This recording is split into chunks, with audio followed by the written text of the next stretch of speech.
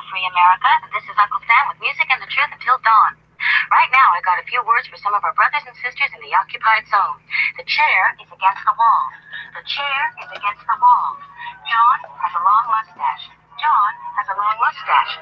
It's 12 o'clock, Americans, another day closer to victory. And for all of you out there on or behind the lines, this is your song. And welcome everybody to our Daily Gun Show. Come to you live every weeknight at midnight Eastern, and we talk about guns for an hour.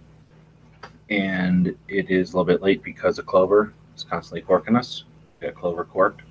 So we got people jumping in from the gun channels community. People that want to join into the chat are welcome to. Just let us know over on gun channels.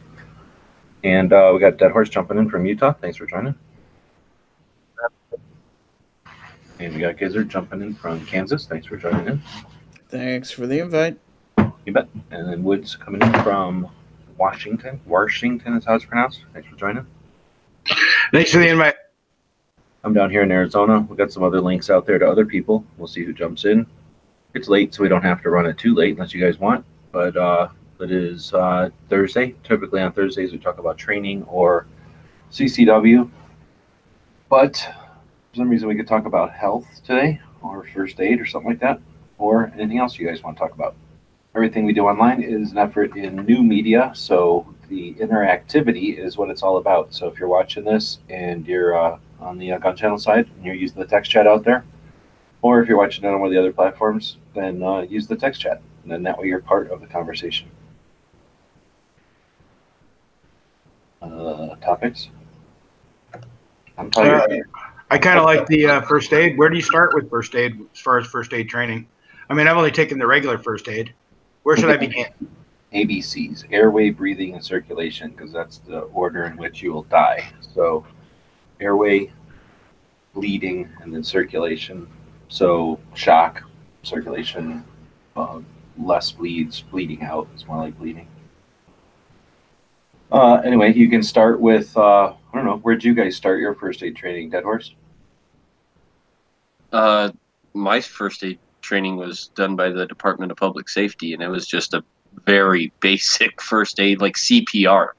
You know, that's I have very limited medical skills, but I am CPR certified. You know, and I know how to do like the Heimlich maneuver, like you know, addressing. Very, very limited first aid training that they supply. Okay, but this was as an adult then for like a job? Yeah, yeah. Okay. Yeah, the same course that our police officers go through. Okay. Gary, what about you? What was your first aid training? I had the the American Red Cross first aid training several years ago when I first started working out to the plant. Haven't had anything since, although when I joined U.S. Law Shield, it came, since I bought a year's membership, it came with a free $59 value online first aid course. So I think I'm going to get that so I can freshen up on some stuff.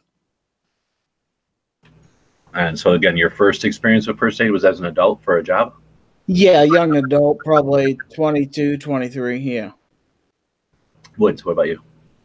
As a teacher, I take it about every 2 years, and I'm not mandated to do that, but there's a lot of teachers that do that. And we have the person come into the school, so it's the American Red Cross, but it's also a little bit aligned because we're generally dealing with children and how the children would be a little bit different. I mean, obviously they go over the adults, but they do expand it to like, if the kid's really small, what are you going to do differently?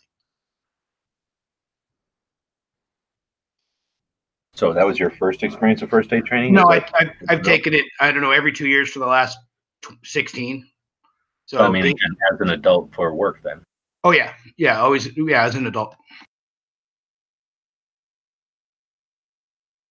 And again, this is all about interactivity, so we're seeing if anybody else out there is going to say anything about where they got their first aid training. We've only got 8 people watching, so maybe they won't. So, especially if 4 of them is us. So, I don't even remember my first aid training. It either was for a hunter safety permit, or a hunter safety card, or whatever that thing would have been called. Part of it is first aid, hypothermia and bleeding and CPR and all that too, I suppose. I think I did take that way back in the day. and that's usually like for a kid. So I don't know, you're a little kid, but I'm thinking in Scouts probably was the first. So I guess none of you guys were in Scouts. That's one of the other things that's going to suck now that they ruined Scouts. That I mean, I don't know what it's like to not know how to save somebody from dying. Like, I learned that when I was a little kid. Like if somebody were to drop in front of me with just holes and chopped off stuff, you learn that stuff as a little kid. And I mean, I'm trying to remember, like definitely the beginning of Boy Scouts, probably Cub Scouts. We were doing first aid meets and learning triage and like, um, how to make a sling for a broken arm and how to make a little. Way past that, we were competent in every aspect of what you would call wilderness EMT, I imagine now. But beyond that, diagnosing and prioritizing and mass casualty incidents, that was just a thing. We do that 4 times a year as kids. Kids, like tons of us. Like I don't. That's why interesting. Dana, we were talking about first aid and where your first aid training was. First aid training, and I don't know if it's technically that, was in the Army. Oh, okay. Yeah, so there's a lot of different experiences there. So first aid, I mean, I'm not all-knowing or anything, but I'm interested in it. I'm an EMT, I guess. I'm a retired EMT. I took EMT school. That's like an 8-hour class, so it's not like that big a deal. It takes a semester, and then once you finish the class at a school, you've got a degree in it, I guess, right? You have a certificate or something at a state level, and that's worth nothing. So then you go to a federal testing and you get nationally registered, from what I understand. And then that gives you a qualification to basically go anywhere because you've tested at a national level. Like it means your school taught you to whatever level, right? And with that certification, you pretty much go anywhere. But that's when I stopped. So I didn't go any further than that. But mainly for me, I was just interested in learning more and I wanted to know what EMTs knew. But like I say, I started to get my first aid training when I was a little kid. And then I've just been interested in it. So I've done all kinds of levels of it, from little kid taking you to the fire department and teaching you some basics on how to save somebody from dying in front of you. And then more involved where merit badge counselor is going to come out and teach you, specifically stuff. I've done, when I did EMT, I did ride-alongs in ambulances and in ERs. There's 2 different kinds of ride-alongs. So, and I did more than I needed to. I just enjoyed that. So I was also, had already figured out prior experience, like doing ride-alongs is a great way to really figure out if you're going to like a career. So the ride-alongs are what told me I didn't want to be an EMT. Like as much as it was interesting, it wasn't a job for me. But what I'm getting at is I've experienced quite a bit of it. I'm no doctor, nothing. I'm certainly not a nurse or anything, who I think probably do most of the work.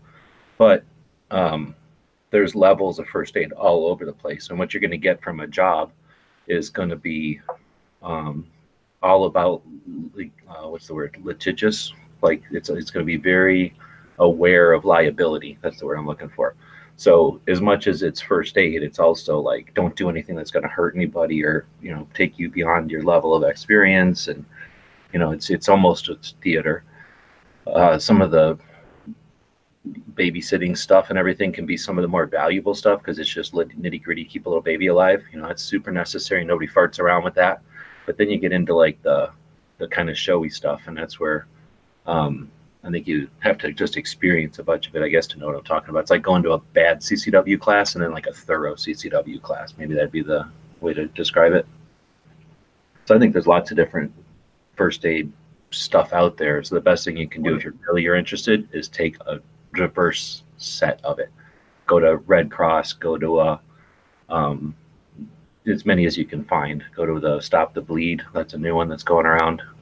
Take some tactical training, take some wilderness first aid, maybe even some animal first aid, because almost everything applies. We're all critters, so that'll help you, I think, get a better grasp on what, because it's all about what you don't know. I think maybe that's the better way to say it, being wordy, but my fear is when people take first aid, it's like I got my first aid kit, so I'm good.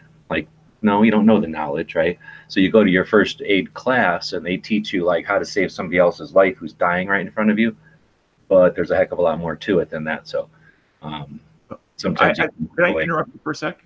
Yeah, feel free. is when I did take my first traditional first aid class through the Red Cross, which was first aid and CPR. That's when it realized how much taking the class opened my eyes to what I don't know.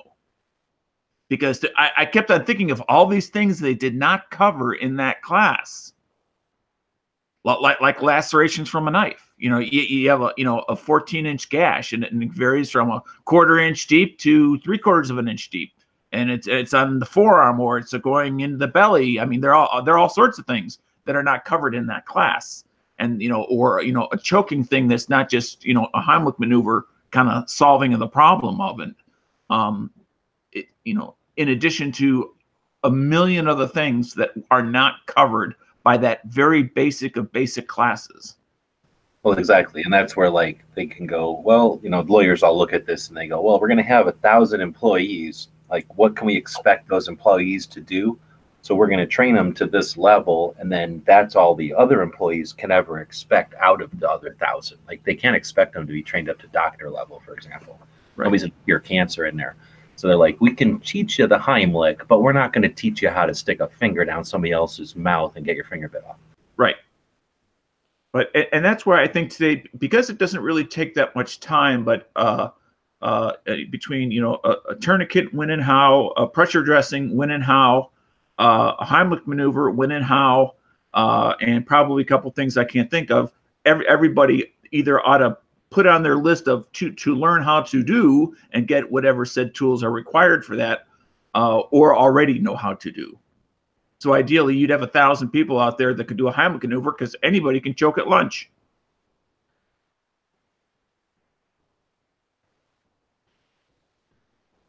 Oh, that was me stopping. Feel free to fill in, anybody. I guess I can try to keep going. But So also, ideally, this past year, I've been looking at my next class to take. My goal since 2014 has been to take at least one class a year.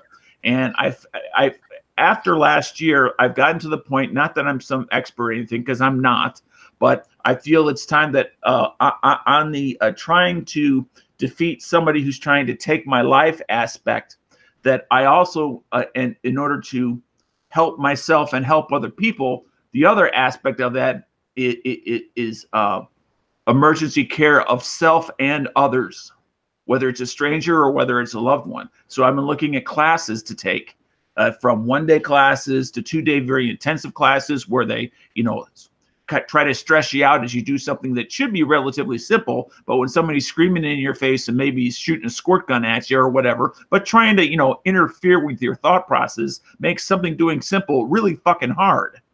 To concentrate. So it kind of runs the gambit out there as far as what I'll call made for civilian on the weekend type classes.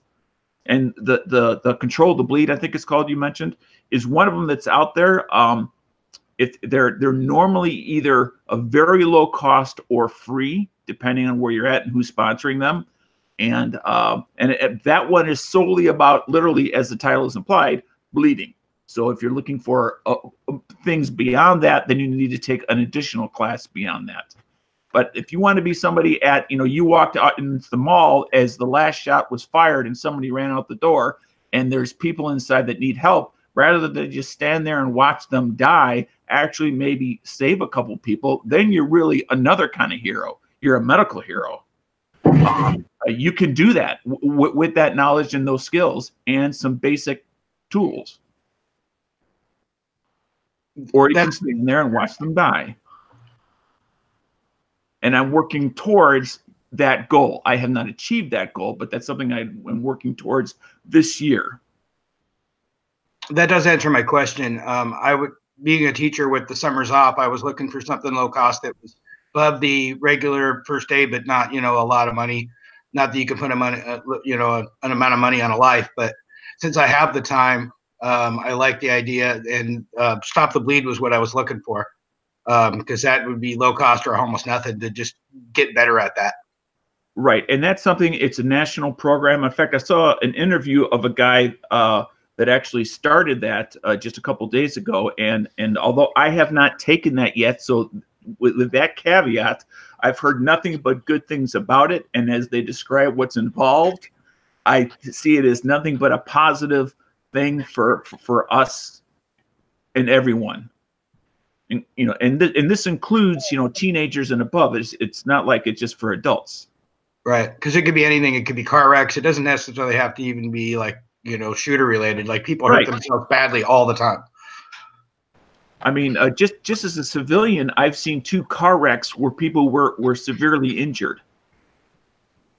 Oh, yeah, me too. I've seen several. Yeah, with or it could be that deer that runs out of the woods and somebody in your vehicle gets injured due to a wreck. I mean, there's a million different ways. A boating accident. There's all sorts of things. People walking and hiking in the woods and they get impaled because they fell down a 10-foot embankment and landed on a stump that had a branch sticking out. I mean, there's all sorts of non-violent ways to get terribly injured. All right. So Dano likes to talk about how to get terribly injured. Let's talk about how little kids can do all this. Don't have to wait till you're a teenager. So I just went over and grabbed my First Aid Merit Badge book. Let's see if it's got a date on it. 1981. It's old.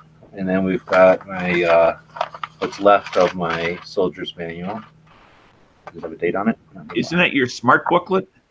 I don't know. It's that little one that you get. Yeah, it's a little like 4-inch by 5-inch flip book from the top. Flips open. How old were you when you started that, G? Maybe 8, 9, something like that? In Scouts? Yeah. Scouts, you start off when you're a little kid, and I started off when I was a little kid, and then you probably dabble in it as a little kid, and I don't remember everything when I was a little kid, so I'll go through the requirements here, but first aid is one of the first merit badges you get as a Scout, so that means you're doing it whenever kids go into Scouts. You guys will have to tell me, when do kids go from Cub Scouts into regular Scouts? In my area, it's junior high. 6th grade, I was going to say, yeah. So yeah, somewhere around there. So, and then I got my field book, which is basically a merit badge book. Is just like a specific set of skills for like a task, where a handbook is basically the same thing, except accumulated with like, it's going to have swimming and life saving and backpacking, canoeing, and all kinds of other crap in this book too. But it'll probably go more into depth than the merit badge book. So anyway, the merit badge book is, it's for kids to read. So it's like a pamphlet more than anything, and it's 60 pages. The I don't know, probably a few years later, my Army manual is 271 through 298. So what is that? 20-something pages, 27 pages, so almost similar. So in merit badge book, you're going to go through, it'll have requirements and then a bunch of content. So the contents are going to be the award review, so basically the quiz and stuff that you're going to have to learn so that you know what to learn. Then there's going to get into fractures, severe bleeding, moving the injured, bandaging, unconsciousness, common aid cases, first aid kits, teaching first aid, and first aid resources. And I'm going to compare that to the military's one, which starts off with evaluate a casualty, administer nerve agent, administer first aid to a nerve agent casualty, clear an object from the throat of a conscious victim, perform mouth-to-mouth, put on a field or pressure dressing, put on a tourniquet, prevent shock, splint a suspected fracture, recognize and give first aid for heat injuries, give first aid for frostbite. And that's it. So I'd suggest you learn more as a Scout than you do as a soldier, because soldiers have medics that run over and fix you. So looking at some of the requirements that we had when we were little kids, you're going to earn the first aid skill award, and I'm pretty sure that's like some basic stuff. That's like a little metal thing you put on your belt that you do like to waste time when you're a little kid. So earn that. So you already earned that. Do the following: describe signs of a broken bone, tell first aid rules for handling fractures, including compound open fractures. Second, on a person lying down and using improvised material, show the first aid for any 2 of the following fractures as asked for. So in other words, learn all of these, and you're going to be quizzed on 2 random ones of compound or regular fracture to the forearm, upper arm, wrist, collarbone, upper leg, lower leg, crushed foot, or spine. So as a kid, you're learning how to splint and immobilize all of those fractures, and then you're going to get quizzed on 2 randomly. Next, do the following: explain what should be done for severe bleeding. 2, tell when the use of tourniquet may be justified. 3, show how to stop bleeding from a severe cut of the lower leg and wrist. We're going to get into, they get into pressure points, and they get into elevation, and they get into compression. So tourniquets are last resort in Scouts, at least they were in the 80s. Next step, do the following. Tell the dangers of moving a seriously injured person. If a sick or injured person must be moved, tell how you would decide in which way you'd do it. Show alone and again with help 2 carries for moving an injured person as selected by your counselor. So again, there's a whole big list of ways you can carry somebody alone or with a friend. And your counselor is going to just pick 2 random ones, and you're going to have to demonstrate them. Improvise, this is the 4th one, improvise a stretcher with helpers under your direction. Move a presumably unconscious person. So improvise a stretcher often was like go out in the woods with your raincoats and move this kid from here to there. 5, show a proper way to put on an adhesive bandage. Show how to put on a large gauze compress held in place with tape. Show how to put a dressing on the eye with a cravat. Let's see. Next one, show the proper way to put a roller pressure on the ankle, or a roller bandage, excuse me, on the ankle or foot, wrist or hand or forearm, and a finger. So splinting all those things. Next, do the following. Tell the causes and proper first aid for unconsciousness. Tell what first aid you would give a person with an epileptic convulsion. And then tell what you do for all of the following: heat stroke, heat exhaustion, frostbite, boils, bruises, stomach ache, choking on food, arms and leg cramps, hypothermia. Next one, make a list of things you should have in a home first aid kit. First aid equipment for an automobile or for a patrol kit. Patrol kits are basically big boxes we would bring out like whenever we were out camping as a group, like, common stuff that we would all have, like the cooking pots and stuff like that. So we'd have a bigger first aid kit in there, and then we'd each have our own kits. And lastly, help in teaching skills of first aid to 2 or more persons. So once you've learned all that, you then teach other people, which is little kids. So that's what we learned. That's what you learn. I don't know, 6th grade. So that's what you do in Scouts when you're in 6th grade. And often, the people that you're moving are adults or like the bigger kids, so that it teaches the little kid that 2, 3 little kids can move the biggest kid in your troop. I don't remember specifically because I was in the Cubs. What's below Cub Scouts when you're in elementary school? Cub Scouts is before Boy Scouts, yes. Yeah, Boy Scouts, I guess is what I was thinking about. And there's Weeblos too. Weeblos is in between, yeah, but that's part of Cub Scouts. Right, that's another organization does well. No, it's Cub Scouts, and then the there's Tiger Den. I think the Tiger Den or something. Tiger is kindergarten, yeah. Yeah, that's before the Cub Scouts. Yeah. Cub Scouts are all of those. Those are just the 4 badges you get as a Cub Scout. Because in my area, people went from Cub Scouts to Boy Scouts, or they went to the Weeblos, which were unassociated with either. Of course, this is going back to 1975. No, you're just incorrectly recalling it. Weeblos is the 4th rank of Cub Scouts, which is what you progress from into Boy Scouts. It is not a separate organization. It's 100% a Cub Scout. Then why did they change their uniform? They didn't wear Boy Scout uniforms. They wore like these Indian type things. Well, if you're just misremembering, so okay, and that very well could be because we're talking Awanas. There's Awanas, which was like AWANS. That was something that kids would sometimes go from Cub Scouts and then go to Awanas instead of the regular Scouts. Maybe that's what I'm thinking about. I don't know if that was 4-H. I mean, not 4-H. If it was YMCA or if it was like a church thing. It might have been a church thing. I was 14 or so, about when I remember seeing that particular group. But anyway, Weeblos was just a one. Weeblos is We Will Be Loyal Scouts, Gary Sam. Thanks. But that's just your last rank. Sometimes they'll, it's when you're becoming an older kid than a little kid, but you're not ready to be a scout yet because you're a little kid. So they give them a new uniform or a new neckerchief, basically. So I don't know. It's more like I'm pretty sure that's all I got when I became a Weeblo was just a new neckerchief. But I don't remember quite near as much first aid as what G-Webs went through. I do remember simple things like a sling and a splint, and this is how you make a sled to drag someone out of the forest. And we would build all that stuff, right? Yep. But I don't remember this is how you stop a bleeding wound and how to pack a bleeding wound, or this is man, I don't remember any of that kind of stuff. But they might have started that older, because I went all the way up through Weeblos, right? And so I don't. Yeah. So once you get into Scouts, then so Cub Scouts is little kids in elementary school or whatever. And typically it's your parents running the thing. When you get into Boy Scouts, regular scouts or whatever, what you get is the older scouts, the kids that are in high school running the troops. So part of scouting is the advancement of from a boy to a man, learning leadership, learning all the stuff that's involved with having to compromise and to, you know, to do things. So yeah, in scouts you'll start out with the basics, and then as you get older you'll be teaching the young kids the basics, and then you'll be getting into more and more involved. Well, it's I guess it's kind of on your own. This is self, or what is it? Self. You decide to pursue what you want. I mean, some things you have to, but otherwise you can kind of pursue to get more involved in something or not. And I don't remember any kind of medical, you know, training or anything like that for hunter education at all. I mean, really at all. I mean, everything was just in a book and multiple choice answers. And I really, granted, it was 25 years ago, but I don't remember a single question about really anything medical. I don't recall anything that I had to study for hunter safety that had to do with anything medical.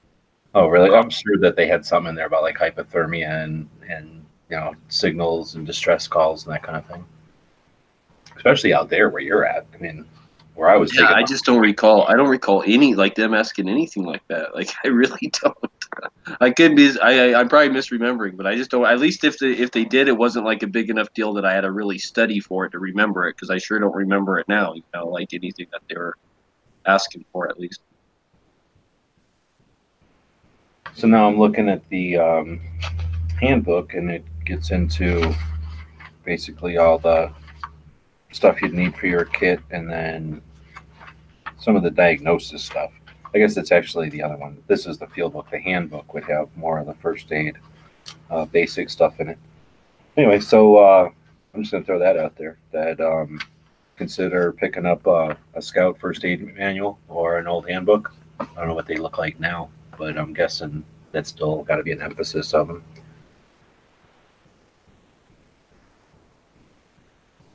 Those can't be that expensive on like eBay or something, right? I would assume. I mean, about billions, I would think. But again, a lot of us killed them too. You know, taking them out, getting them all wet, and throwing them or something. So maybe they don't all live. But well, there's probably a ton of kids that like just got the book and then didn't really follow through. Oh yeah, that's true. And then just stuck it on the shelf. Yeah. I mean, I've been guilty of that with various things.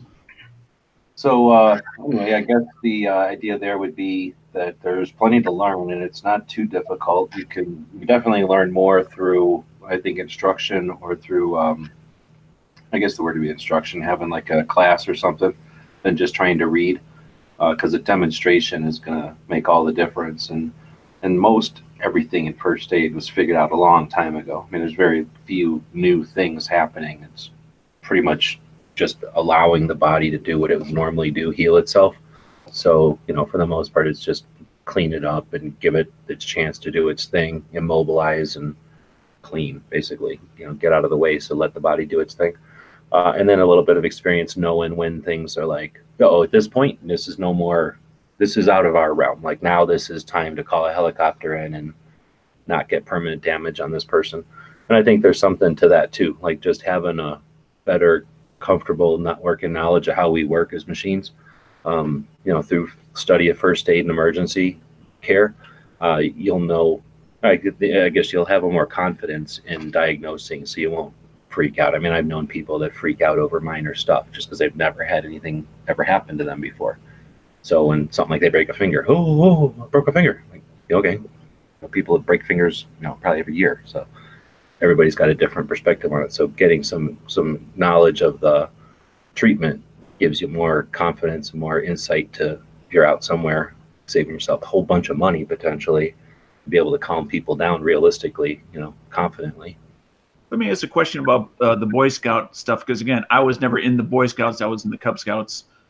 Didn't quite make the grade. I don't remember why. But did they cover, because of like camping and other just outdoor activities in general, did they cover? And if they did, looking backwards, do you think it was enough to cover burns because of just teaching you how to do fires? Obviously, people are going to get burned. People fall in the fires. I mean, things happen. Yeah, not only did we learn, I mean, and the thing is, what's nice about Scouts, looking back, I had a little bit of insight as to what was going on in the world with the ambulances and stuff back then. And, you know, so I was a kid, so I didn't have ultimate awareness of what knowledge existed. But becoming an EMT much later in my life, I knew what things were new and what things had been around since I was a little kid.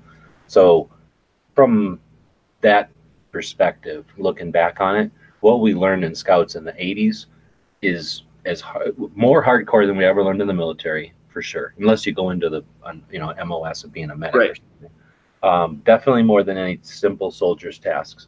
Definitely more than any other type of first aid training. I would say all the way up to wilderness EMT. Like what you learned in Scouts and what they were comfortable in letting us be competent in was a lot. So yeah, burns, no problem. Now, okay, look into today when you have like some of the false skins and the breathable, bandage / skin things, that didn't exist then. Of course, they didn't exist then yet. So we couldn't do nothing like that. But for what was available knowledge-wise at the time, we were super competent. And here's the thing. We hurt ourselves all the freaking time. So we would have first aid meets like 4 times a year, and it would be up to the troop. Now, Scouts is not Scouts is Scouts is Scouts. Scouts is an organization made up of a billion little troops that each one of them is made up of a bunch of little families and kids. So each one of them is different. And some of them were shitty, and some of them were the best ever. I don't even know how good some of the best ones could have been.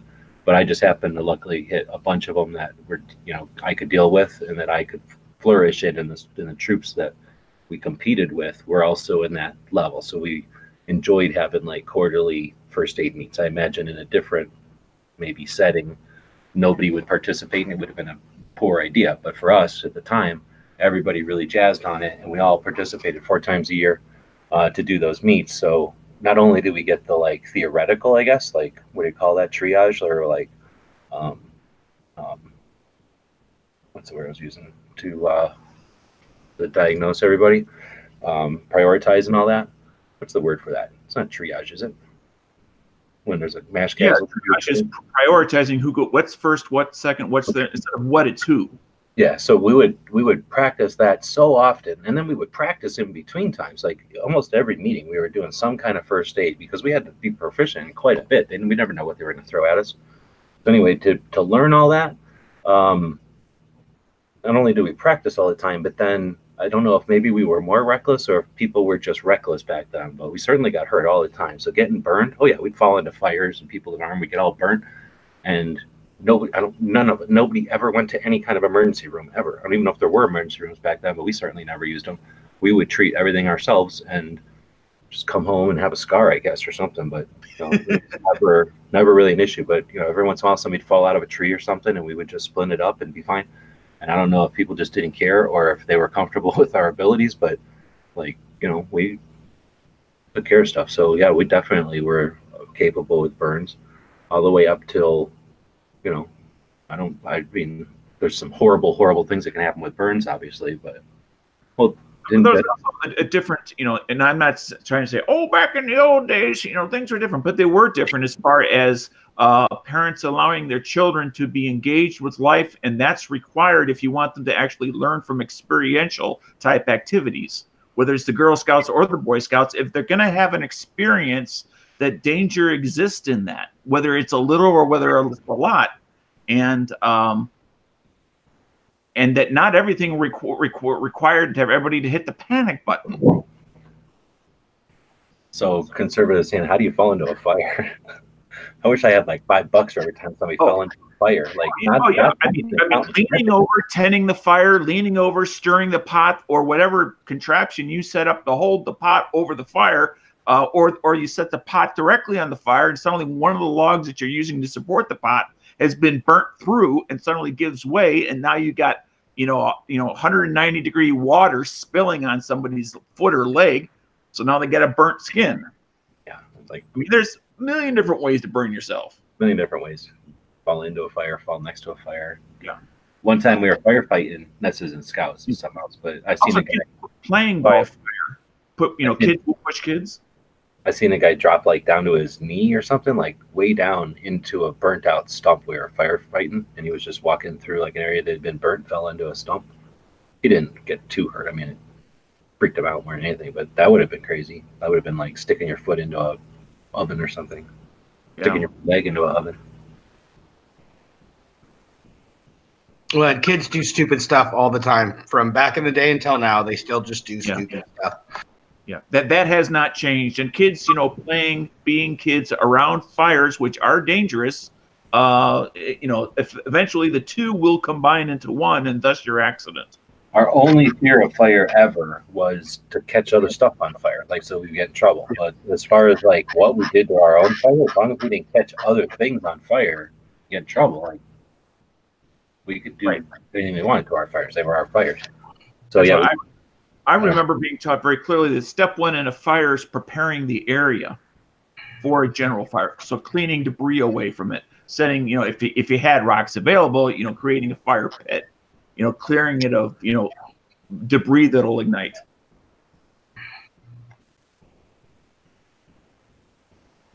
I'm always amazed, G, when you talk about your experience with the Boy Scouts, is how completely empowering they did for you, and like how that clearly probably shaped your life a little bit in some way. Oh, 100%, dude. I can't imagine anybody. I don't know what it would be like to not do that. I mean, I just don't understand. That's why it's ultimately frustrating to see that they're killing. In some ways, it was so that suburban kids didn't lead sheltered lives, to give them real life experience that farm kids got, that suburban or city kids didn't get. I mean, Scouts is the whole country, so is doing the other way too. Is helping the urban kids get some experience with stuff they might not have brought. You know, might not have the resources to have brought to their farms individually. Right, or whatever. But civilian rubber bumpers of life are most strong and deepest in the urban areas. Yeah, I know, but I'm not saying I rebel against the concept that Scouts was some sort of like skill building activity for us to be entertained with. It was just as much for everybody to experience everything. So if somebody was growing up raising rabbits and, you know, burning their garbage, they knew all about fire. Well, they were learning about citizenship in the community, and they were learning about environmental freaking sciences and stuff. So like it was uniting. It was bringing everybody into everything. Anyway, so definitely there was a lot of potential there. I don't know what they're doing with it now, and I guess there was, and like I say, though, if you would have had a scout troop in Montana, that would have been a different experience than one in New York, right? And that would have been different than one in Florida. So there is no, this is what it was like or anything. But orange potato juice, what's that? I don't know what you're talking about. I'm trying to read the chat. They're just talking about. Did you see the side chat? Yeah, let's go for it. Oh, okay. I just want to throw the topic out there. It's, you know, throughout the decades, one thing that has always been the most hotly debated topic in regards to medical equipment for civilians that we have is the magic F word, which is tourniquets. And then, you know, use, don't use. That's gone back so many times over the decades. And of course, now it's back in, and it has been in for a little while. But also some of the newer tourniquets that are available, rather than in the old days, like I was taught, the belt and the stick. That's what I was taught. And all the variations available today, to include some of things like the rat's tourniquet, which in some ways is taking a very old concept, which is surgical tubing, with a new twist. And I know I'm not the best person to discuss any of that, but I like to throw it out there to get collectively what you guys have on that. I will freely admit that I know very little about that, and I definitely should learn more about that in general. I'm with you. I know the belt and the stick method, but I don't know too much beyond that. Is the question about kits in general, medical equipment, or specifically tourniquets? Specifically tourniquets. But I'll try to rephrase the question. It's gone back and forth to use them or not use them at all. That's question one. And under what condition? Question two is, currently, what are some of the types of tourniquets that are generally accepted? And if somebody has pros and cons of each, that would be great, but not expected. Or at least ones you're familiar with. Nobody's going to be familiar with any of them, right? None of us got any training with any of them, really. So, I mean, tourniquet. I use a cat tourniquet. I carry a rat's tourniquet. I know how to use a SWAT T. Yeah, I've practiced with my rat's tourniquet. I don't have. I know mine's not preferred, and I know a lot of people don't like it. But the reason I carry mine is because of the size of it, literally how small it is, and it's so I actually carry it, right? To where, you know, I have this one bigger tourniquet. I can't remember what that one's called, but I don't carry that one. It's too big. It takes up my whole entire pocket. So I just, you know, I'd rather have one that maybe some people don't like than not have one at all. So that little rat's one folds up. It wraps up into the size of just, you know, maybe a 1/4 inch thick by, I don't know, 1.5 inches long by 1 inch wide. So what do you use to wrap it there? It's like a rubber band or something else? I just barely tuck the end of it into itself. Oh, okay. Into the clevis. Okay, gotcha. Yeah, and I just barely tuck the end of it so I can just grab 2 fingers on that end and just give it a shake, and the whole thing just unfolds and just like winds out like a yo-yo. And for those who are not familiar with what we're talking about, the rat's tourniquet, if you know what an Israeli bandage is, that has what's called a clevis that's used.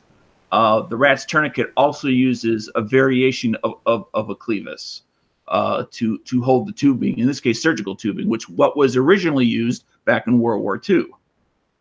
And it's not the easiest to use one-handed, but with practice, like, you can get it. Like, it's definitely doable, right? And I can definitely see like why the one with the stick or whatever is a lot easier to use one-handed, and I can definitely see the advantages over other ones. But the problems I have with all the other ones is that they're so big. Unless I'm actually going into like some kind of combat situation, I'm not going to carry it on a daily basis. And that's why I actually carry the rats with me every day, is because it's just so small and tiny. It's like you don't notice it. It's not a big deal. Now, I noticed yesterday, I was just happened to be looking, unknown that I was going to be in this chat, at the rat's tourniquet. Well, I forget the name of the website, but where that from the actual source itself, that they suggest that you keep it in the I guess some sort of plastic seal thing that it comes in. And it says the reason why, but I can't remember as far as why they suggest that. To keep debris off of it. Okay. To keep it sanitary, probably, and potentially I can see that the elastic, right? Because it really is elastic. It's a rubber. I can potentially seeing that drying out and cracking and eventually snapping from getting just dried up and brittle, like all rubbers and plastics do, right? So I can see why they'd want it in a bag, but I don't carry mine in a bag. And I do remember one odd little factoid about it that was on, again, the website, is for those allergic to latex, it does contain a very small amount of encapsulated latex, but it no more than the amount of a typical radial tire. So if you're allergic to latex, but you can handle a tire in your car and not have a reaction to it, you would not react to the small amount of latex that is in a rat's tourniquet. So, just a side note. And like others, they come in different colors, for different purposes. And like any tourniquet, you're not supposed to, per the company orders. I don't know if these comes from lawyers or what, but you're not supposed to. You can use one for training, but then that's not supposed to be the one that you use or keep on you for actual possible use out in the field. And that's true whether it's a rat's or whether it's a cat or whether it's something else. Another thing I like about the rat's tourniquets is that they're so affordable, is that you can afford to buy more than one. So you can have one for the glove box of your car, one for your person, maybe one for your, household med kit, stuff like that. You can easily buy more than one because they're affordable, where some tourniquet kits I've seen are like $90 and stuff just for one, right? Right. And if you want one to just practice with, it's a lot nicer to have one that's less expensive because you need something to practice with. an actual tourniquet that, okay, you're going to dedicate, this is going to be my training tourniquet, but anything, the others are for wearing or having in my car or in my wife's purse or wherever it is you carry tourniquets. And the one thing with the rats is it is a lot harder than like the stick tourniquet to put on one hand. So you should practice with it. If you get one, sit there while you're watching a movie one night or whatever, you know, sitting there on the couch, and take one of them and actually practice putting it on, you know, one-handed, you know, and you know, you try practicing putting it on blindfolded, basically, right? Close your eyes, stuff like that, and you know, just kind of get the feel of it. Once you do, it's kind of like riding a bike. Once you do it a couple times and you get it, you just know how to do it, and then it's a lot easier. You just got to actually practice with it a little, and then it's easy to do. But if you don't practice with it at all, I could see it being pretty difficult to try and like figure that thing out. I can also see if somebody doesn't practice with any sort of tourniquet, that knowledge is perishable. And if it's been, you know, some period of time since you had your class or you self-studied whatever to how to use just a regular old tourniquet, you being confused when, you know, your mind goes to semi-mush in that point of an emergency. Because it's been 4 years. Learn how to do a tourniquet. So tourniquets aren't magic. Tourniquets, like Anna was saying, were forbidden for a long time, and that's because they're not that effective. They're now, you know, like begrudgingly accepted by medical because people were using them overseas and stuff, but they're not magic, and they're not good, and they're not necessary very often at all. And they're definitely not the first. They're like the last thing you want to do. And they're like the last thing you're going to carry for that reason. They can be improvised. There's certainly times you can always point at an example where somebody gets shot or hurt, and you know, moments matter, and they're going to bleed out before you can improvise a tourniquet. But often tourniquets are after you've already been applying all the other options and you have no choice. But I think one of the reasons that they were discouraged or even banned or outlawed for such a long time is because they are thought of, because of stupid movies probably, they're thought of as some wonder cure. Like, oh, you just put a tourniquet on. Guess what? You get gangrene in that limb. Like, you don't want a tourniquet on. Like, tourniquet save your life and lose your limb. So, yeah, there's examples of people not losing their limbs, but it's not necessarily a good thing. And you can put on a tourniquet poorly and die. So don't figure out how to turn on a tourniquet. Tourniquets, when you apply them yourselves, hurt a lot, and they should. And if you're putting it on and it doesn't hurt, then you're doing it wrong. Go through the methods, or go through the paces, like Dead Horse is saying, but go get in actual training on where to put it and when to put it and how to put it. But then, like Dead Horse said, you're delusional if you think you can then apply it for the first time. Because you've seen it in a movie, like those are fake and they're doing it wrong, and they're putting it on the easiest part of the arm. When you're putting them on effectively, it's really difficult to apply because you're jamming them. Because imagine everything, you know, other that you're not putting on is you're cutting off. I certainly agree with everything that you said, and I said self-educated because I know regardless of what we say in here, some people will watch a YouTube video and think, okay, I got it. It is that simple. Yeah. But I still want to attend a class, even though I've been taught in the past how to do it, to refresh my memory as well as some of the newer techniques, and then continue to practice, just like I practice with certain knots occasionally, retying them so I don't forget how to do it. Tactical pop quiz: can you tourniquet your neck, Dead Horse? No. Gary, can you tourniquet your neck? Wouldn't think so. Dano? Hell no. Woods? I'm going to go yes. Why not? Yes, of course you can. So you go around your armpit, and you can definitely apply pressure to a fucking carotid or something with a tourniquet on your neck. So don't assume we can learn stuff or that it's obvious. But yeah, you don't want to. Well, that's more of a pressure dressing in that situation. The way you're tourniquet's supposed to stop blood, right? So like not just like keep pressure. So like I think a tourniquet, like I think of stopping blood. You stop blood to your brain, that's 5 seconds. You're out. Yeah. No, well, whatever. So I don't know what else we're gonna say. Tourniquets are secondary to pressure bandages. Learn pressure bandages. Learn gauze. save people's lives all the time. Like Dano was saying, and I think it was Dano, maybe Dano was saying earlier, gunshots hardly ever happen, especially in our country. We have one of the safest countries on the planet.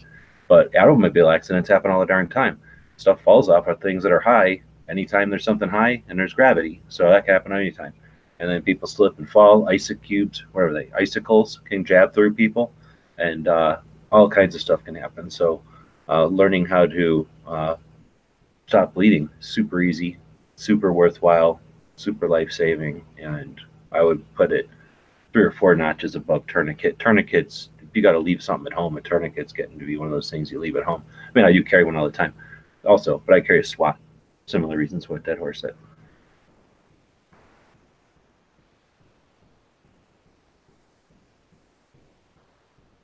Yeah. Is there a type of bandage I should be carrying? What do you guys carry? Well,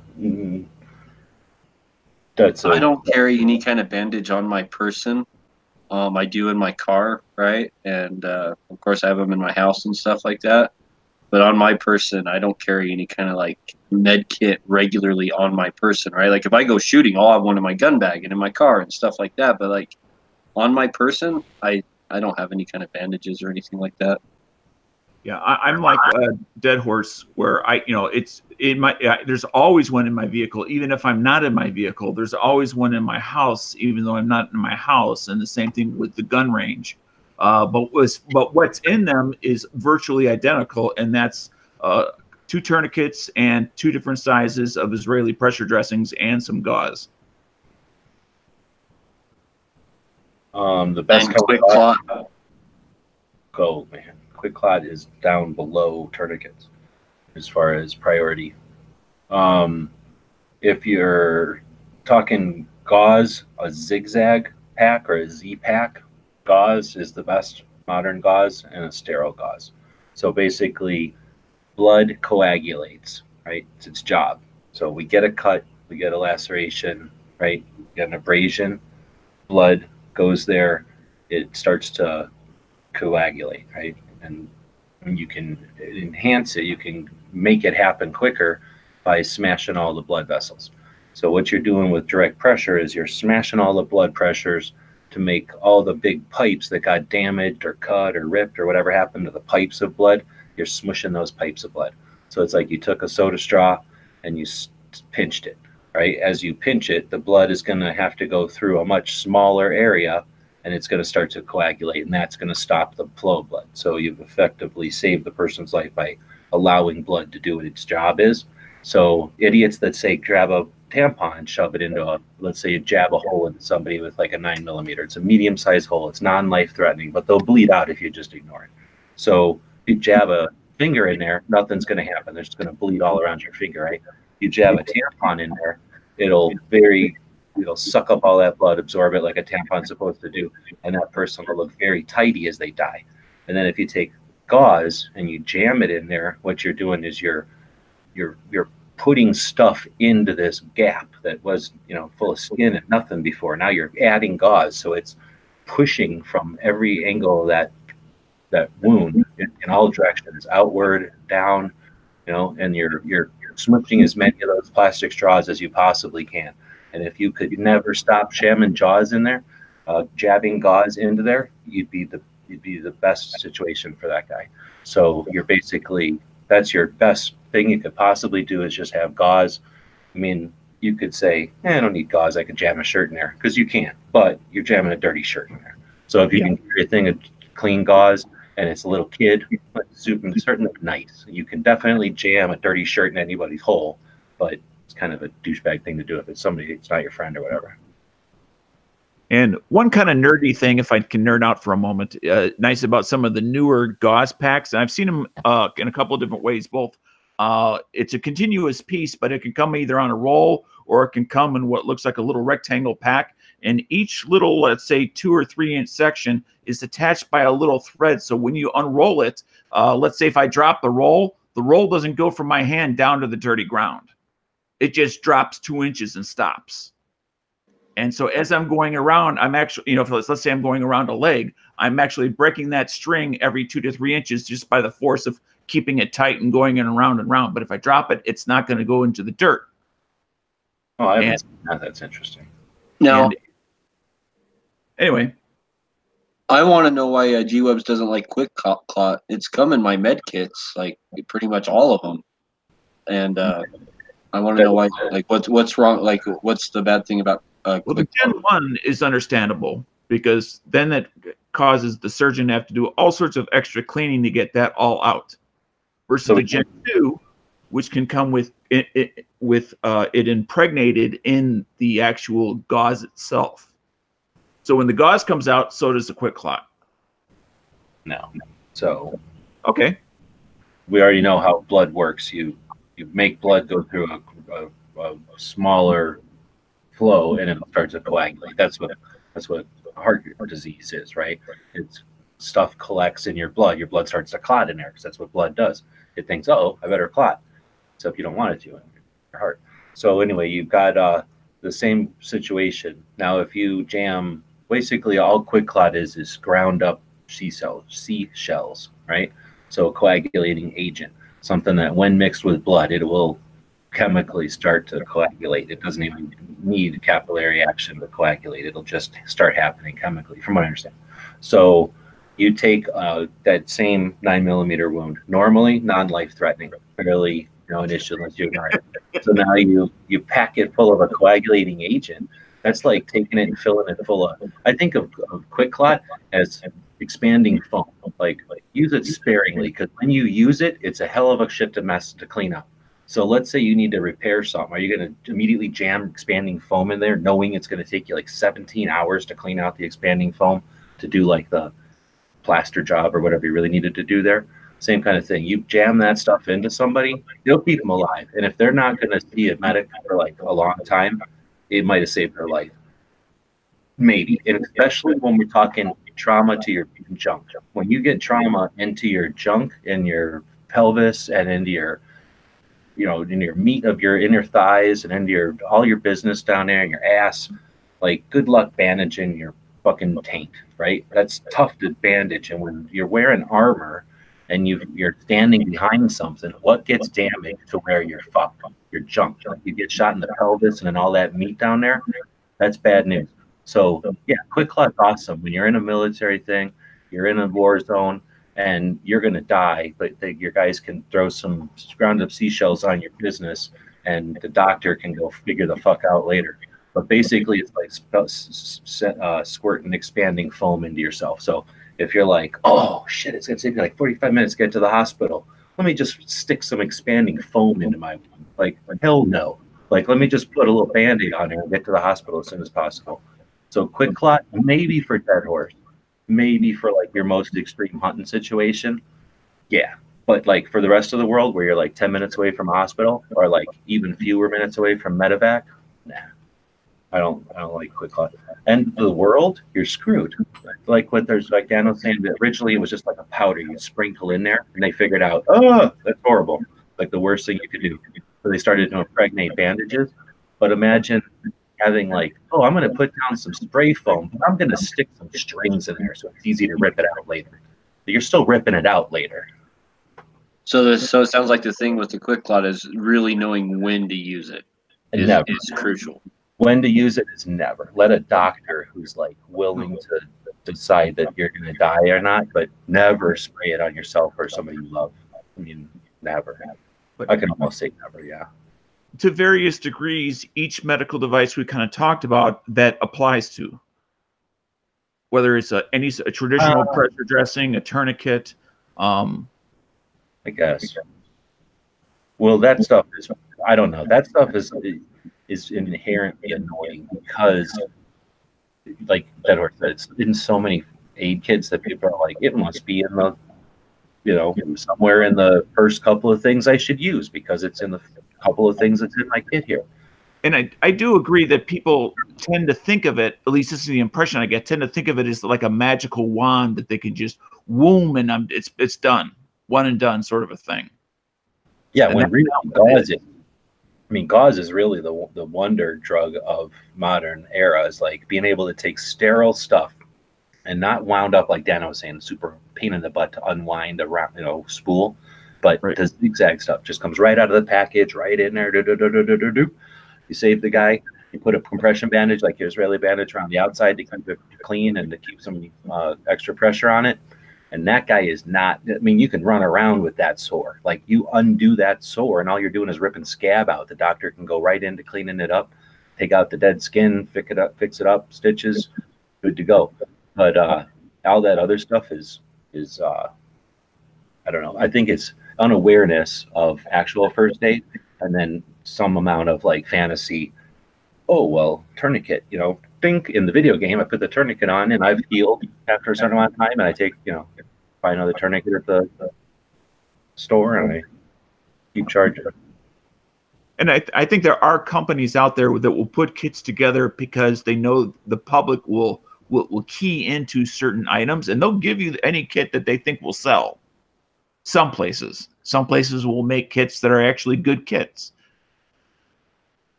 Kits are a tough one. So I've been a kid, and then I was, just making a first aid kit for myself. And back in the 80s, the highest level of first aid kit ever would have been like a backpacking first aid kit, like for the people that go backpacking. Like, that was crazy. They were sewing them out of nylon, and they were cooler than any military thing. They had just what you needed because they were worried about ounces and all that. So I can remember putting together those first ones, and that's back when I was an idiot. So I'd have like a snake bite kit in there, and tweezers, and like, just dumb stuff, moleskin. And it was a kind of a more of a keep happy bag than a first aid kit. And then you get into, I don't know, even in the military, like I say, you don't really you do kind of basic, boring first aid. They almost make it, I mean, it's almost more pointless because you got medics. You have people that are literally there to keep you alive. So you almost have to do nothing in the military unless you really want to pursue it, right? So there was nothing there. I mean, you almost get the idea of the military, like, oh, if I got my first aid kit, I'm good to go. The military, the Army, has told me it's everything I need, so I'm good to go, right? You kind of get that impression. But then you get into like the tactical stuff, and almost all of that comes from the special operations, the elite units that echo like Dano and fucking do like the tip of the spear shit.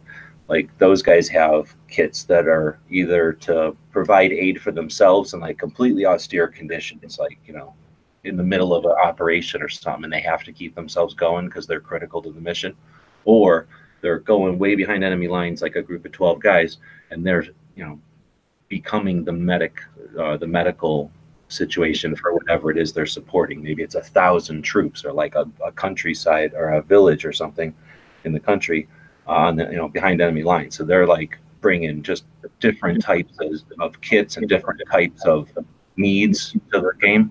So when I come out and you look at all this tactical stuff, if it's made for some guy that jumps out of a freaking vehicle and then parachutes down or swims under, and pops up and does something, and then has to keep himself and his 3 other guys alive until a helicopter comes, pulls them out, is that really the first aid kit for everybody?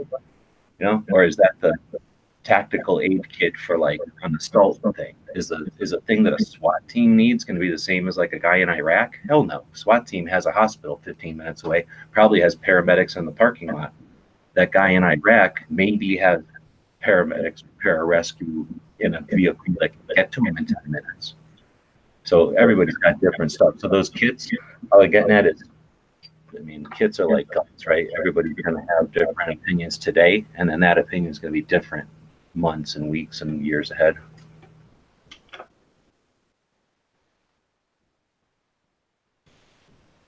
But that's it. I try to keep a tourniquet, gauze, Israeli bandage. That's my trifecta. And I usually go with, what's the other one? The one that's black and bigger that you guys don't like with the windlass and everything. Oh. Well, it's not rats, I guess. Is it a cat? K-A-T? Well, there's a cat's tourniquet, then the rats, and then there, like I said, there's like 6 or 7, and they all have acronyms. So it's this, the dog, the this, the that. Yeah, exactly. And I don't know. I guess it's just because. And how do I spell tourniquet? Is it K-A-T or C-A-T? It's C-A-T is the one I have, and there's different versions. Like there's a Cat 3 or a Cat 4. I forget what these are minor generational differences. If they change the material, as an example, in what holds the windlass on, that will cause a generation change because there's a difference in material. Okay, so I carry around the CATS, CATS, like the animal, CATS Yeah. tourniquet, which is big and bulky and made out of nylon, but it has an actual windlass and it actually works. So a real tourniquet is when somebody stands on a landmine or their leg gets ripped off by a vehicle, or a, I don't know, 45 ACP goes off near them and their leg's just sheared off and they're just bleeding out. And sometimes when you just have a stump, you don't even need a tourniquet. I mean, not always. You usually want a tourniquet, but you know, everything's different. Caustic, that the word, when something burns, you know, it's different than when it's not. So, but when you need a real tourniquet, that's when no little rubber band's going to work. That's when you want basically a seat belt with a big crank on it. And then there's real ones, like in a real ambulance, you're carrying around tourniquets that are not carting around. Like those are tourniquets that will, you know, shut off a person's leg.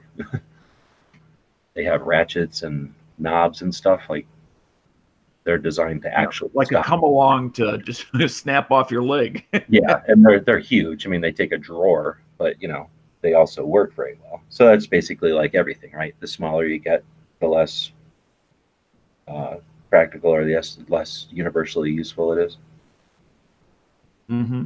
Anyway, so I use a CAT for the most part. I think they're what, $20-ish, and then an Israeli bandage, and then some Z-Pack, ideally. Or I'm too cheap, so I'll get my gauze. It's all pre-Z-Pack being common. So most of Let me ask you a question about your Israeli. Did you prefer the 4-inch or the 6-inch? I preferred whatever I bought back in the day. I don't Oh, really okay. remember. I was just wondering, because obviously a 6 can cover more area, but then it also takes up more room day-to-day carrying it around. So It's not that much difference in room, and it's like 2 fingers.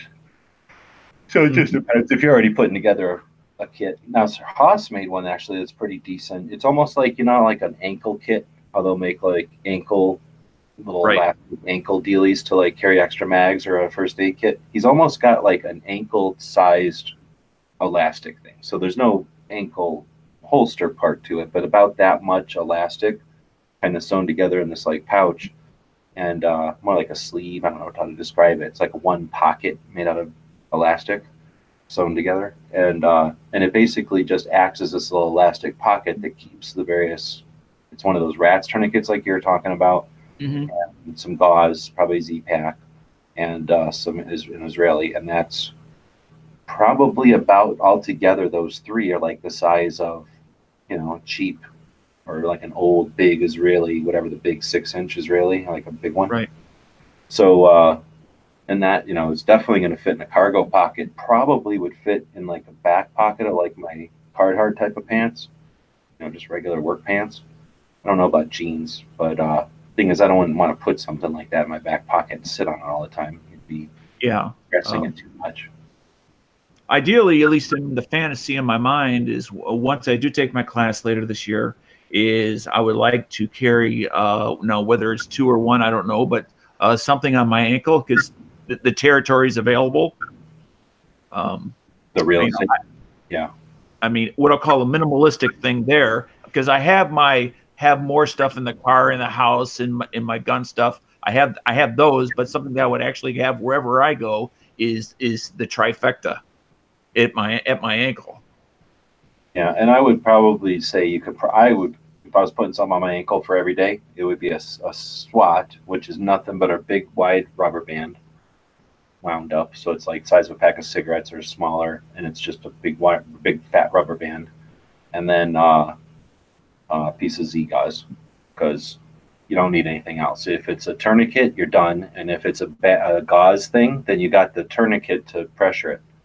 And then you just have 2 things. They don't weigh anything.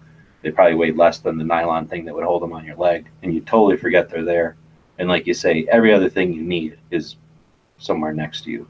That's the stuff you're like, oh crap, this guy's bleeding out, or this little kid's bleeding out. Like, yeah, just reach my leg and have this stuff. And that's the only reason I like the SWAT. It works with, it's just a big rubber band. So it'll work with little tiny wrists, little 9mm shooters, or children, little dogs, or a horse or something. Cat, I suppose. Yeah, and that's something that that was when I was reading this review the other day, is you were talking about a lot of the information that we have is guided for the military and military only, which doesn't have guys that are sloppy overweight. It doesn't have little tiny people that are only 3 feet high. And where, so they're not targeted for the civilian market or in civilian use. As far as I'm referring to, like studies. And they were talking about tourniquets specifically, so that's something to be taken into consideration. Is this military, or is that where it came from? Because then you have to realize it's meant for adults who are reasonably fit. Yeah, exactly. It's like when you're a medic in the military, you don't just come out and be a paramedic. It's not 100% applicable because you're used to dealing with 100% perfectly fit, like you said, 18 to 30-year-old people, period, and mostly men. Right. And then most of the time it's like bleeding and shit. But yeah, that has nothing to do with in real life when you go out and there's a little kid getting a staple through its finger, and then, like you say, some fat guy doing something, or somebody with a heart condition. That's why I wish there was a device that one could pocket, with the built-in little valve, and you'll know what I'm talking about. I can't remember what it's called, but it's when I was taught CPR 2.5 years ago, because I'm a few months over my recertification date. It was 30 compressions and 2 breaths. The bag, you mean? Yeah, for breathing. Yeah, I've used those bags when I was doing my, whatever you call the equivalent of a ride-along in the EMTs, or I mean the ERs. I got to use one time. Yeah, but to prevent what I'll call blowback, because it may be a stranger. I don't know if what this person has. Yeah, that's one of the reasons they don't breathe anymore. All you do is there's chest compressions now. But also because, yeah, if you don't diagnose well, then you're hurting someone who's choking, potentially. Right. Yeah, because you're going to crack the sternum.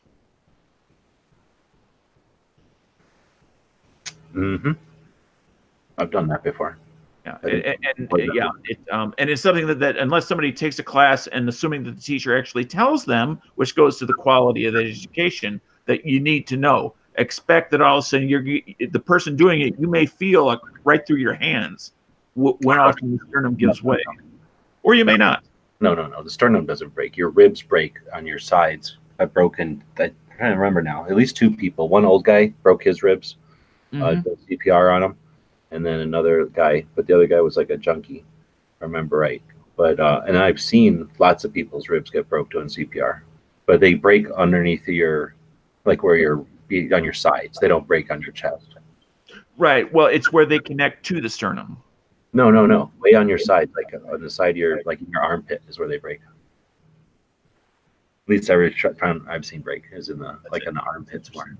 And it's in your, much more down by these, whatever they are, coming down from your armpit, like towards your pelvis more, whatever, down your body.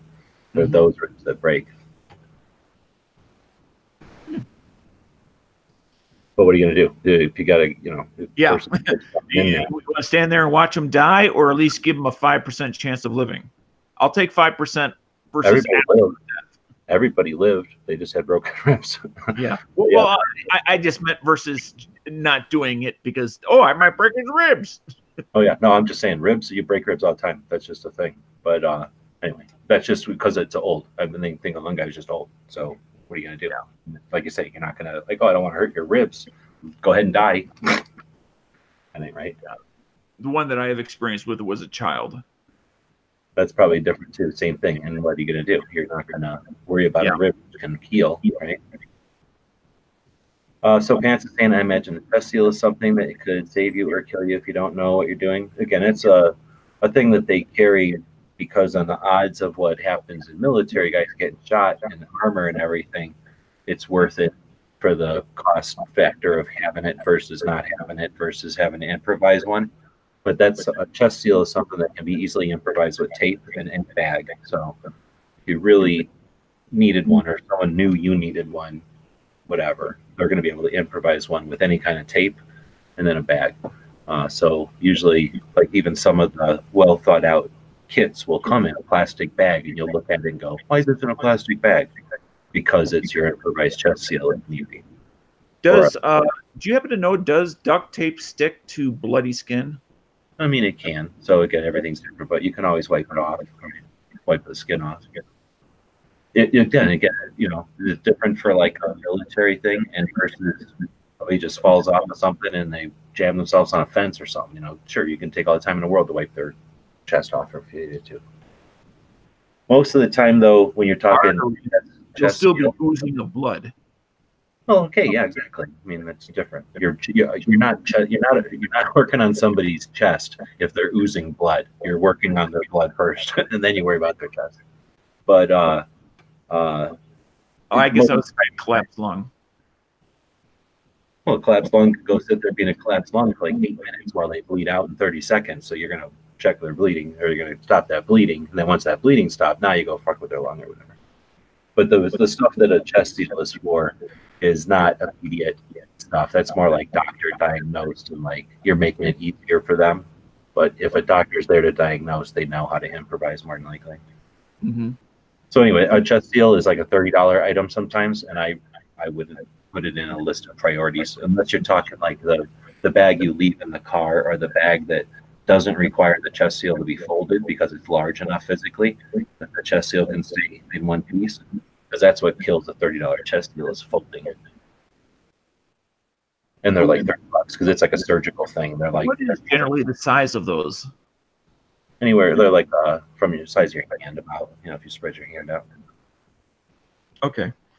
Small pizza, bigger hamburger. No, they're bigger than a hamburger. I don't know. I've seen different size ones too. Originally, they were just like a surgical thing, I think. So they were literally just taking like a thing that's all fragile, like for surgery, you know, sterile for surgery, which is like sitting in a drawer, Mm-hmm. you know, never abused or anything. They were just taking those and folding them originally.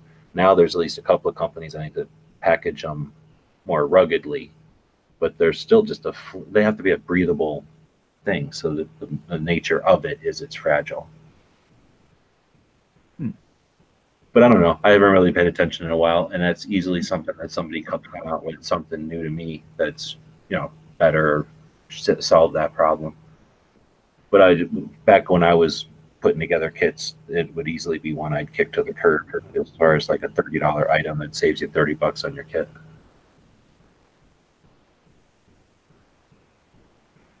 Yeah, it's something that I you know is not easy for me, but I've been trying to do with things that I consider to be more important is the phrase, you know, buy once, cry once sort of a thing.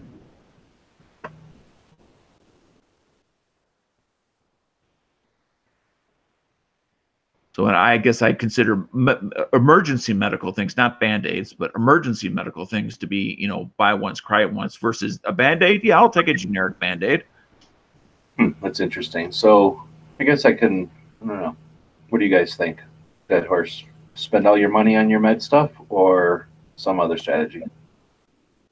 Top of the line question. It's hard to go wrong with top of the line stuff, you know. It is. It's hard to go wrong because you usually get your money's worth, right? Oh, I think especially with med stuff for sure. I mean, Or the discount fire extinguisher, or at least with the well-known name brand, you know, like name brand stuff, right? Like, you know, it doesn't necessarily have to cost a fortune, but name brand stuff that lots of other people have used and has lots of good reviews and professionals use, stuff like that. Yeah, like why not? Like that's yeah. Okay. Gary, where are you at? Name brand for your first aid stuff? Yeah, I suppose you better. And then Woods. Yeah, after green, name brand would be great. So the reason I'm asking is because I was just thinking about this. I think about it whenever I go find one of these bags. But back in the day, I would put together a kit, especially quality products. Huh? I was just going to say that there's just as an awareness, not for you guys, but there's a lot of Chinese knockoffs of quality products. So if that are sold on Amazon as well as eBay. So make sure, you know, if you think it's, you know, the real deal, you best double check to verify that's the case, because it may not be. So when you're talking like that, you're probably talking tourniquets and some of the stuff that somebody might want as an airsofter to look like legit, but not really care at all if it is legit. So yeah, you can usually tell if the stuff is like way too good a price to be true. But the sad part is when someone prices it similar to the real deal, and then you buy it because it's just a couple of dollars cheaper, Right. thinking it's equivalent. Yeah. I saw one online the other day, on one of the cats. I forget what gen, if it's Gen 6 or whatever. One of the differences, so that people could tell the difference, is they put a red tip at the end of material, at the end. And I saw one on Amazon that visually looked the same. Then when I pulled it up and started looking through the details, no, it was not the same. But unless you actually went through the details, it wouldn't be obvious that that was indeed the case. That it was not the real deal. And clearly they ripped off the visual appearance to the general public to get them to just click and buy. Well, again, people buy stuff for airsoft and like costumes and Comic Con or whatever that's called, where they dress up like, costumes for like not Halloween, for like comics. But for a costume, a tourniquet for a costume should be like $5, not close to the actual cost. Because this was like $5 less than the real deal. So I guess my question about that though was that I've put together plenty of kits over the years, either for Y2K or just, for going hunting. And then later when we were doing videos and stuff, I put a bunch of stuff together into this one bag Maxpedition gave me, because why not? As a way to review the bag and everything. And like I say, I'll get reminded about those projects, I guess. Whenever I come across them, I'll be moving stuff. I'll be like, oh, here's that range bag, And I'm thinking probably 10 years ago, easily, I put that bag together. So is the stuff in there still good? Some of it, some of it's going to last for 10 years, but a bunch of it is not good anymore. So, so for that, where you're going to put a bunch of money into something, and ideally, you're never going to use it. So it's just going to go to age. It's just going to die of old age. And then the other reason I wanted to ask about the quality of the contents is, how many kits do you have? Now, I don't have anything. Like, I definitely don't have one first aid kit. I probably have 2 first aid kits in each vehicle, and then one that I carry with me, and then one that's in my pocket, and then ones that I've got for other situations. So like, I've got multiple ones, and at some point, you don't have the money to buy name brand all the time. And then I'll throw in there, the last thing is that, just from whatever limited experience I did have as being, in whatever you want to call the industry, when I'm actually in school to be an EMT and then doing those ride-alongs and stuff, I was in hospitals and stuff. There's tons of generic stuff that's sterile and does the job. It's just that it's probably more fragilely packed, if that makes sense. Like they say, it's like made to be in drawers and in boxes and on shelves, not in kits and in pouches. So sometimes you can take that cheaper stuff, buy 6 or 8 gauze things at once, where it would have cost you, the same money as to buy 2 nicely wrapped ones, and then do some sort of a job of rewrapping it or just packaging it in a way so that the bag itself protects it, so that maybe you don't need the resilient packaging that you're paying extra for, or premium. And then I guess, so that way you can have like 3 or 4 packs or 3 or 4 kits instead of just one kit. It's all nice. I am guilty of taking some of the stuff that I bought that's the cheaper stuff, and then vacuum sealing the stuff in it, like taking that pack and throwing it in and vacuum sealing that to make it a little better. But then you have the problem, you better have a knife with you to get it back out. Yeah. Or you can pre-cut it, right? You vacuum seal it nice and good, thick vacuum seal, and then cut about 2/3 of the way through that seal, pre-cut. Or even just give it a pre-cut. Or shit, you get 3 pre-cuts really, in case one screws up. You mean for one-handed use, or? You know what I'm saying? If you are vacuum sealing something yourself, so you got the ability to make the seal part as wide as you want, make it nice and wide so it seals, but then so that you don't have to worry about having a knife or something, just give it a little bit of a pre-cut. Just give a little bit of a 3 or 4 little cuts down the side of the thing, so you can tear it with your fingers or your mouth instead of with a knife.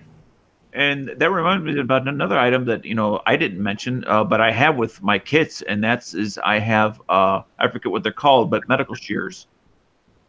So shears usually, yeah, where they're blunt at the ends, but you can cut a pair of jeans off somebody or a shirt sleeve, whatever you need. Make sure that they are okay with that. Well, of course. But yeah, I've got I don't know. I've tried a few of those too, especially when I, was really in school trying to think about doing it for a living, because I had known that you could get cheap ones just from gun shows and stuff, like the $2 ones or whatever, and you cut 2 or 3 things, and the rivet goes bad, and now they're garbage. So I knew I didn't want one of those, and for at least here in Tucson, and it's like this in other towns. Like you go to something like school to be a EMT, or I'm guessing any kind of nurse thing or doctor thing or cop thing even, and you go to like these stores where they sell all the uniforms and stuff, and they'll have like stethoscopes or whatever, and like the EMT shears and all this. So I went to like, I don't know, probably 3 or 4 stores looking at their shears, and every single one of them was like those garbage that I was going to get at the thing. Unless you go to like the nurse level ones, who use them daily, and then all of a sudden they go to like German $30 ones and stuff. Right. So, and I think that's a good example of where, if you're just a civilian, it might be because you're not going to be cutting people regularly if their clothes off. So that less expensive one might be okay as long as the rivet holds. Versus if you're going to do it professionally, then yeah, that's the time to, buy once, cry once. Well, again, but if you're going to have 3 or 4 loadouts, you have something in the vehicle, you want to have something in the car, and you want to have EMT shears with each of them. Yeah, I mean, I don't know. But the thing is, for them, there's like maybe a $7 one where it's not the $3 ones. So it's exactly, it's that middle of the road, and you can get one for each wherever you keep 3 different locations or whatever you have. Right. And that's, I guess, where I'm at. Like, instead of buying the one $30 pair, I'd rather buy like the 3 $7 pairs. And then that way I'm kind of evaluating if it turns out that and then here's another thing. I'm super cheap. So if I'm buying one $30 item, you better be buying, because I'm not cutting that thing open to waste it on you unless you're going to give me $30. Like, you know what I mean? Like, let me read your click clot. Like, no, you can buy my click clot off of me, but I'm not giving you my click clot. It's like $30. So if you buy $7 item, like, oh, I'm bleeding or whatever, oh, here, take my $7 gauze and use it, because I can go buy more $7 gauze. Right. But there's a reason I don't have a Leopold scope on the one rifle that actually does have a scope, because I'm not using it for war. Oh, well, see, I disagree. Just using it for fun. That's a wholly different thing, and I disagree. I think you should buy put as much money into one glass as you possibly can, and then I believe you'll agree with me that glass is worth it. But well, I'm not shooting 500 yards, though. Doesn't matter. Okay. You haven't looked through good glass. Go look through good glass, and maybe you'll appreciate what I'm talking about. When people can make the bullets touch each other at 100 and 200 yards, which is as far as I can shoot, that's good enough for me. You're right. It may have a blue hue or something like that, and there may be a little bit of a weird, distortion kind of happening on some of those really cheap ones. But there's a difference between the $30 Simmons and the $1,500 Leopold, and that's where we go back to your other example of finding something that's maybe a couple $100 or maybe $500. Right. And that's where, like, on scopes, I tend to go. I don't go the cheapest. I don't go for the TRS 25 red dot, but I don't go for the Trijicon 1,000 plus whatever dollar thing that the military's running. Not that I wouldn't like it, but I just I don't have that kind of money. And again, for multiple setups. Yesterday saying 3 $30 items aren't that much over the course of a year. I totally agree with that, and that's. A lot of this is we're talking about setting up things. I don't know how many other people are in the same boat where you've set up stuff maybe 10 years ago, And now it's time to take it apart and look at it and evaluate, see what's expired, see what's changed over the years, see what you've used and what you're not going to use, that kind of thing. And then kind of evaluate, because I think that's true. Like you could, let's say, start off with whatever our example was. Instead of the dollar item, instead of the $30 item, start with the $7 item. But let's say over the course of a few years, you've used that $7 item and it's performed poorly. So then it might be that with that knowledge, it might be worth, okay, now it's time to invest the $90 to put a $30 tool in each bag, because even though I might never need them, when I do need them, I know the $7 ones failed, right? Right. But you could also, I guess, say maybe it's time to go down to one kit or something, instead of having that kind of And thing. some people don't really have that problem, because some people have, like, 3 teenage boys, right? They're always getting bruises and scrapes and burns and stuff like that. And so, like, a lot of times it's just, replacing the stuff that you're using.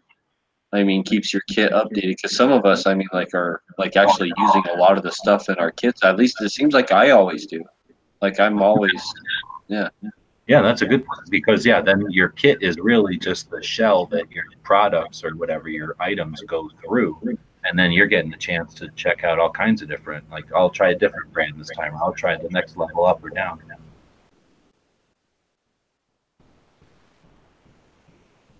I would say about 90% of the stuff I deal with is with toilet or with paper towel, though. Like, unless it's an internal cut, paper towel is all I ever waste on. Well, Like Neosporin, and stuff like is probably like the most common thing that I go through, and like maybe like burn cream or something, but and and Band-Aids. Because that's the most common thing that we get in everyday life. It doesn't have to be an accident or an emergency for us to break out the Neosporin and the Boo Boo Band-Aid.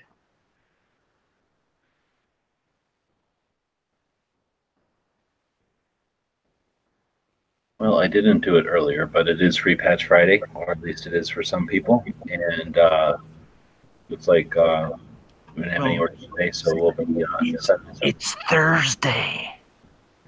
Yeah, well, like I said, it's Free Patch Friday for some people, depending on where you live. Oh, okay. So I try to let people know today, because we're trying to pay bills and stuff. So instead of telling them at the end of the show and they might be gone, try to tell them at the beginning, but we're already losing people. Anyway, it's Free Patch Friday. Should be some new stuff going out to the store tomorrow. So stay tuned if you're interested in that kind of stuff. Tomorrow is Friday, so I'm looking at probably Knives doing his show during the day, which he does often.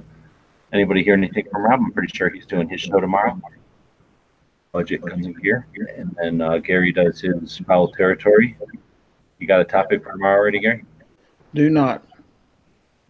And then Clover and I were talking earlier about potentially doing something tomorrow night or tonight, depending on where you are, to talk about Tulsa, the people going to Tulsa with cameras, so that we can. I mean, there's no like, they don't owe us nothing. Like, we came to them and said, hey, can we help do something for the show, like as a group of people that show up with cameras, and as a way for our own exercise and for our own whatever, I guess, exercise, to figure out a way to accumulate all the stuff that people have done, and then potentially to make it easier to present it to them, so that we can say, hey, thank you for what you've done for us. Here's a little something to show what we've attempted to do for you, so that number one, we can keep our relationship good with them and grow our relationship with the promoters of the world's largest gun show, which is pretty awesome. And then, of course, be able to use that for other situations, other events, other get-togethers that the community uses or gets together with. Anyway, so I was thinking about doing a show like that tomorrow before the Daily Gun Show. I guess it'll all depend on how much energy I have. Right now, I'm kind of dragging. So thanks, everybody, for showing up. Thanks to the panel for joining and keeping a pretty lively conversation. I know we've talked about medical before, but it had to be, dare I say, a year ago. It's been a while. All righty then. Anybody else have any other topics then before we head out? Look forward to going to Tulsa. We're now it's a week from today. Today being Thursday, that I'll be leaving for Tulsa. So looking forward to it. I know last time I went, I did kind of a theme, which was Cards of the Old West via the deck, and I didn't get everything, but I got quite a few things. And this time I don't have a theme. So if you can think of something that might fit, the kind of stuff that's out of Tulsa, feel free to message me or on Gun Channels, or just simply post it on the main page of Gun Channels, and let me know what you might like to see via the Instagrams. Right on. Well, thanks for the offer in that. And then we'll be back here tomorrow for this show. And I probably should have. I got to this show late. I got to Clover's show late, so I got to this show late. We'll add something a little extra to tomorrow's show that I just didn't get a chance to get to tonight. And I think I'm hitting everything. Dead Horse, thanks for jumping in. Gary, thanks for jumping in. Woods, Dano. Do we have a gun store? No. We could. Woods, have you come up with a gun store? He's had gun stores before. Oh, he had. Oh, okay. But let's go with one that I visited on the gun show loophole tour. So we're not going to do a gun show. We're going to do a gun. We're not going to do a gun store. We're going to do a gun show. So last weekend I went up to the Big Sandy machine gun shoot and hung out there. And then Sunday I stayed overnight there. And Sunday after the morning shoot, it was about an hour or something, headed out and went to Laughlin, Nevada, which I'd never been to before, and then went south, kind of just drove along the Colorado River. Is that the Colorado River? Oh, should know the name of my damn river. I think it's Colorado River, right? Anyway, drove down the river, and it was kind of neat. I drove into California and then back over into Arizona, and there's Lake Havasu is one of the one of the lakes that's created on the Colorado by the dams, and that's the lake that the London Bridge is in. So they bought the London Bridge and took it over to Arizona there, and there was a gun show there. So it was in a aquatic center, they called it. It was basically like a big gym with like a billion. It's like for kids to practice basketball or something inside, and then bunch of pools with water slides and stuff. I'm guessing during the summer they have that open, like a community pool or something. So it's a version of a community recreation center, I guess. And they had the gun show there, and it was probably a little bigger than most high school gyms that I've seen some shows set up in, like a cafeteria or a gym at a high school. This was probably a half again bigger than most school gyms. So pretty sizable event, and plenty of parking. Most of the parking there had the solar panels up on above the parking, so it creates shaded parking, which is kind of cool.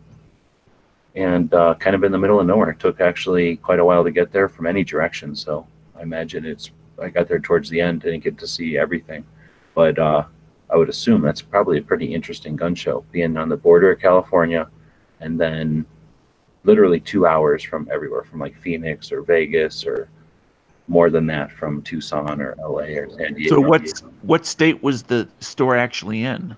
Well, the show was in Arizona, like on the Arizona side of the river, but other side of the river was California. So can people from Utah come into Arizona and buy long guns and pistols? Pretty much, I think most states can buy long guns in Arizona, except for like 5 or 9. It's been a while since I looked at the map, but most states can buy. I think 8. I think it's 8 that can't. In Arizona, or just 8 that can't. Period, because they have their state laws, or you can't buy. Oh, you mean like you can't buy them from any state? Yeah. So yeah. So if you're from New York and you go to any state, it doesn't matter if it's Utah or Arizona, and try to buy a long gun, they're going to tell you no. Right. I would imagine states, I forget if it's North Carolina or South Carolina, where they have a pistol thing you have to buy before you buy your actual pistol. Oh, there's actually a couple of states that have a pistol permit requirement, and then they'll also have like a, what is it, like a throttle, like you can only buy one per Right. permit or one per year or whatever the crazy thing. I would imagine those states are included on that list. So what's going on with 7 out here saying that things go as planned? Look for a new chat Saturday at 8 p.m. Eastern. What's that all about? Got a new chat going on? I don't know. But 7, if you're having a show yourself, say, I'm having a show Saturday at 8, so we know it's you. I feel like it should be a Saturday at 7, but yes. And what time zone he's referring to would help as well. Like 7. He said 8 p.m. Eastern. Okay. Which is And like 7 p.m. Did he say it was him or did he say who? Well, I'm assuming. How about that? He didn't know, so it was him. All right, well, so we try to promote stuff. If you're kicking out content, then consider checking out gunchannels.com. It's a community. It's a place where you can hang out. It's nothing fancy, but it's a whole bunch of people that give a shit and can learn, and you can share. You can do better and value your stuff, do stuff. Thanks for joining us this afternoon, this evening, whatever time it is for you, and then we'll see you tomorrow. The owl is